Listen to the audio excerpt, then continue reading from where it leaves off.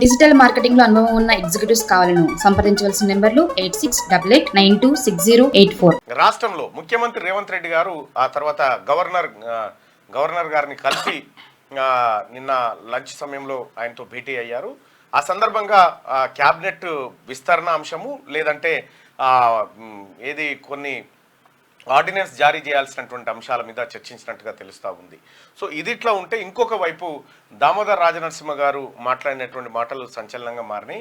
త్వరలో క్యాబినెట్ విస్తరణ జరగబోతా ఉంది అని చెప్పి చెప్తూనే మరోవైపు కోమటిరెడ్డి రాజగోపాల్ రెడ్డి గారికి అలాగే ఇంకా ఇద్దరు ముగ్గురికి దాదాపు దానం నాగేందర్ గారికి అలాగే ఇంకొక నిజామాబాద్ నుంచి ఇంకో సీనియర్ నేతకు క్యాబినెట్లో బెర్త్ దక్కబోతుంది అనేటువంటి మాట ఆయన చిట్చాట్లో చెప్పినట్టున్నాడు. ఆ వార్తను దాదాపుగా అన్ని పత్రికలు హైలైట్ చేస్తూ రాసినాయి. ఇక సీతక్కకు హోంశాఖ కేటాయించే అవకాశం ఉంది, ఇప్పుడు శాఖలు మారే ఛాన్స్ కూడా ఉందనేటువంటి మాటను దామోదర్ రాజనరసింహ గారు చెప్పినట్టుగా తెలుస్తూ ఉంది. సో ఇవి రాష్ట్రంలో జరుగుతున్న పరిణామాలు. అయితే మరోవైపు డిఎస్సిని పోస్ట్ పోన్ చేయాలంటూ అటువైపు నిరుద్యోగులు కొంత డిమాండ్ చేస్తూ ఉన్నారు.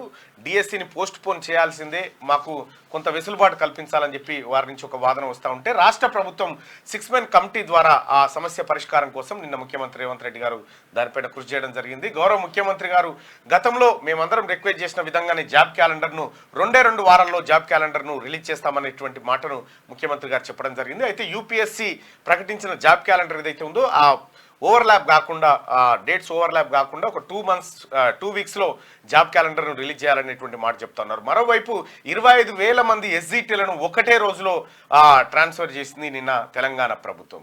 అలాగే గతంలో పీఈటీలను పండిట్లను అప్గ్రేడ్ చేస్తూ వాళ్ళలో కూడా బదిలీల ప్రక్రియను చేపట్టింది తెలంగాణ ప్రభుత్వం. ఓవైపు ఇన్ని కార్యక్రమాలు రాష్ట్ర ప్రభుత్వం శరవేగంగా చేస్తున్నప్పటికీ కూడా అటు బీఆర్ఎస్ నాయకులు మాత్రం వాళ్ళకు ఏదో ఒక అంశం కావాలి కాబట్టి ఆ అంశం ద్వారా ప్రజల్లో ఏదో అలజడి సృష్టించాలనేటువంటి ప్రయత్నంలో కేటీ రామారావు, హరీష్ రావు వీళ్ళంతా ఏదో చిల్లర మల్లర ప్రయత్నాలు చేస్తున్నప్పటికీ కూడా ప్రభుత్వం తన బాధ్యతను మర్చిపోకుండా ఇచ్చిన హామీని నెరవేర్చడం కోసం ప్రభుత్వం ముందుకు పోతున్నట్టుగా నిన్నటి వాతావరణం కనిపించింది. సో ఇది ఓవరాల్ గా జరుగుతున్నటువంటి అంశాలు. అయితే ఇక డిజిటల్ మార్కెటింగ్ లో అనుభవం ఉన్న ఎగ్జిక్యూటివ్స్ కావాలను సంప్రదించవలసిన నెంబర్లు 8688926084.